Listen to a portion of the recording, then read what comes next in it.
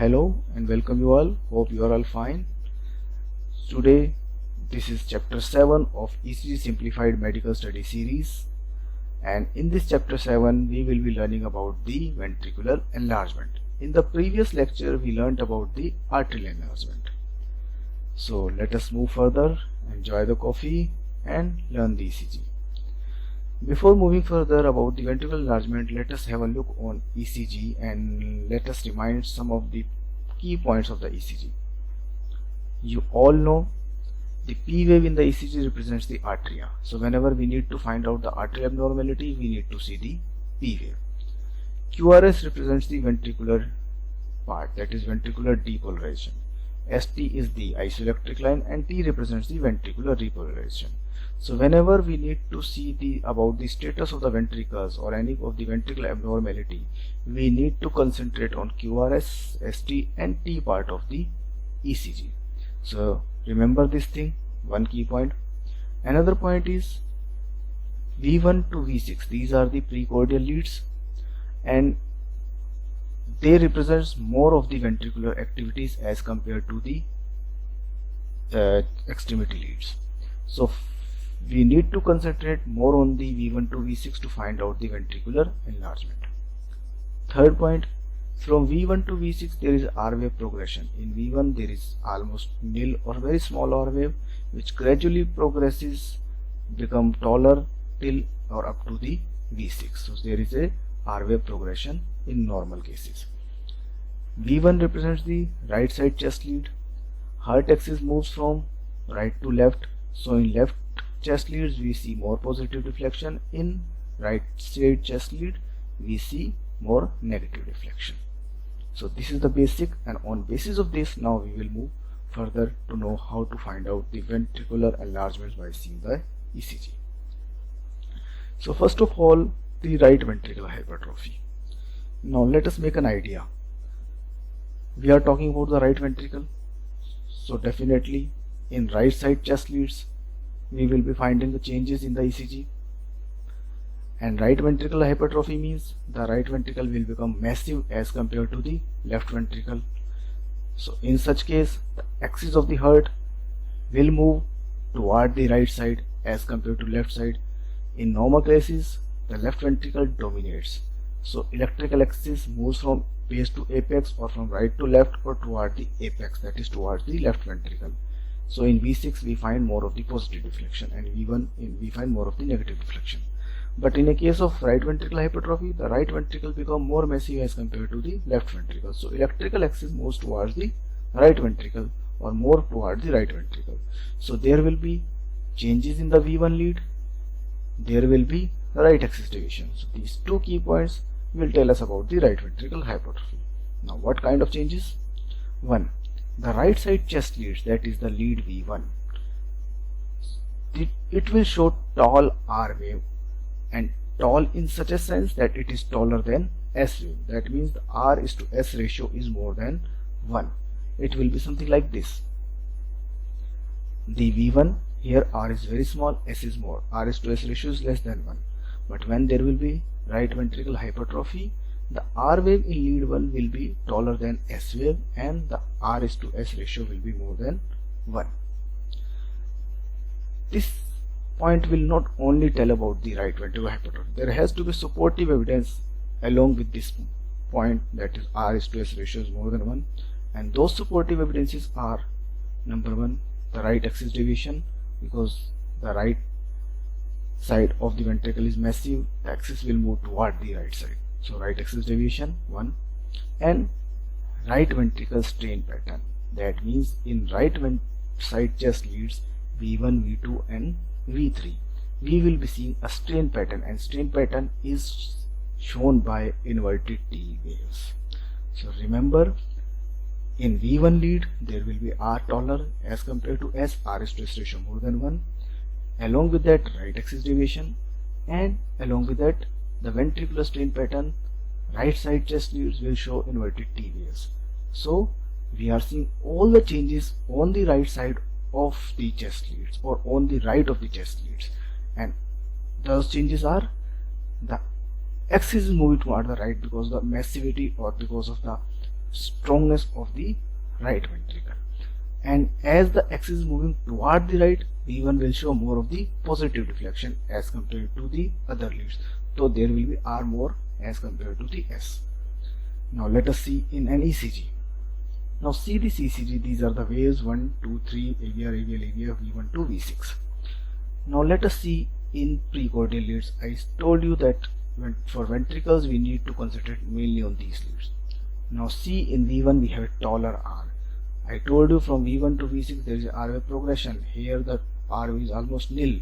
But in this case, as the axis has moved toward the right, so right side lead is showing taller R wave. So R is to S ratio is more than 1. And supportive evidences, see this, the lead 3 has to be like this. This is lead 1, like if you remember a trihexaxial diagram, lead 1, lead 2, lead 3. And axis is now, lead 3 is showing more of the positive, so axis is towards the lead 3, that is the right axis deviation. You can learn about the axis deviation by seeing my previous lectures. So we have the right side axis deviation because axis is moving toward lead 3 and lead 3 is on the right side as per the trihexaxial diagram.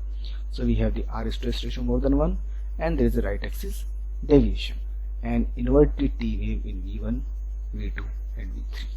This is typically the right ventricular hypertrophy ECG.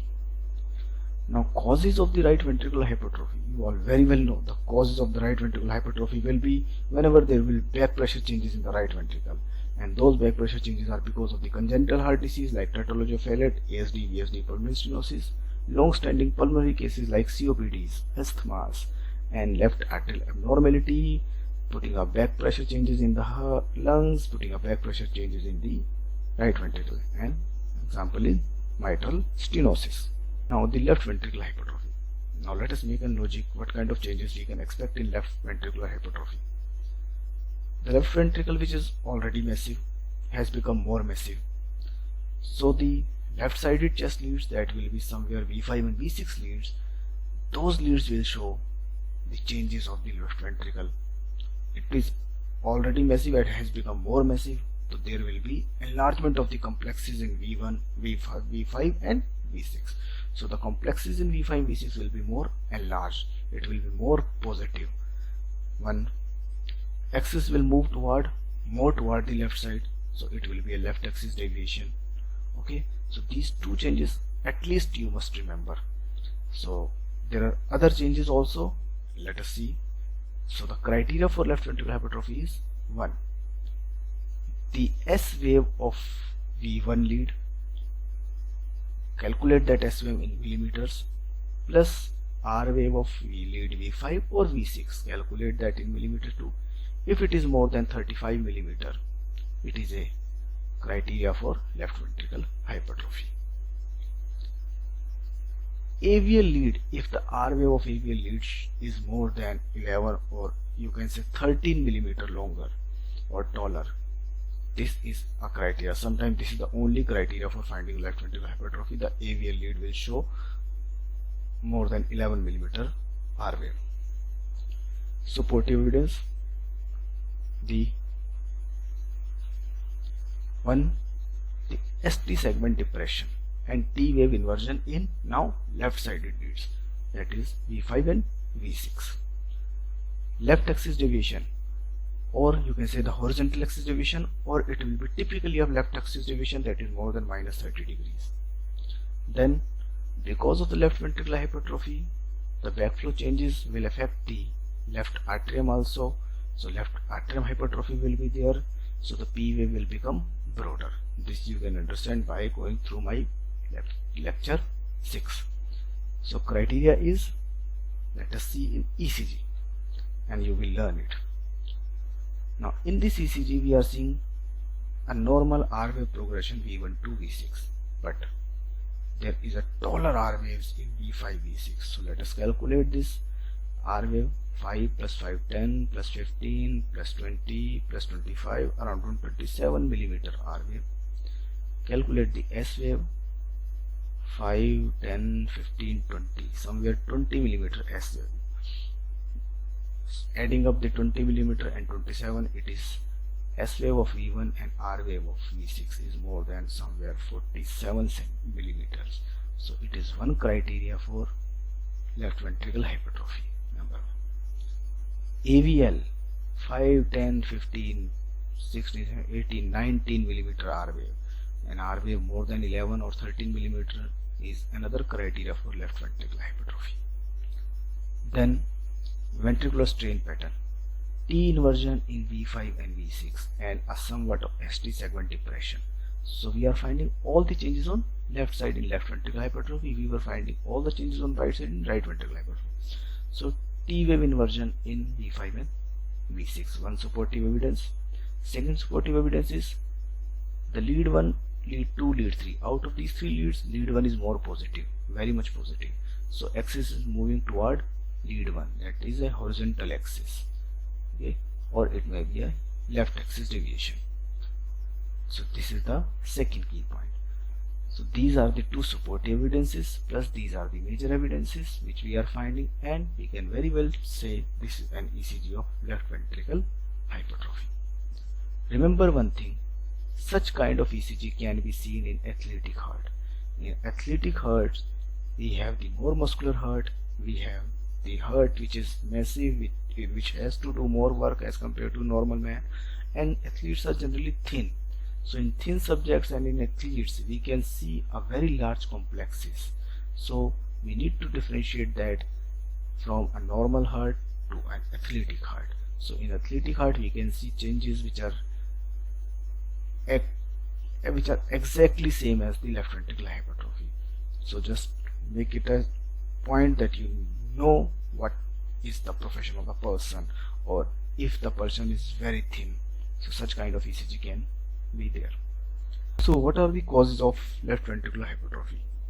Always remember, a cause which causes the strain on the left ventricle causes the left ventricular hypertrophy, and the most important cause is prolonged or long standing cases of the hypertension. Then the valvular heart disease like aortic stenosis or aortic regurgitations, congenital heart diseases, and the cardiomyopathy. These are the 4 main causes of the left ventricular hypertrophy. And always remember, ECG is not very specific or sensitive for finding the chamber enlargements. The echocardiography is more definitive diagnostic modality for the chamber enlargements. So thank you all. Please go through the lecture. Whatever is not clear, please ask me by sending your queries in the comment section. I will definitely reply you back. Thank you so much. Bye bye.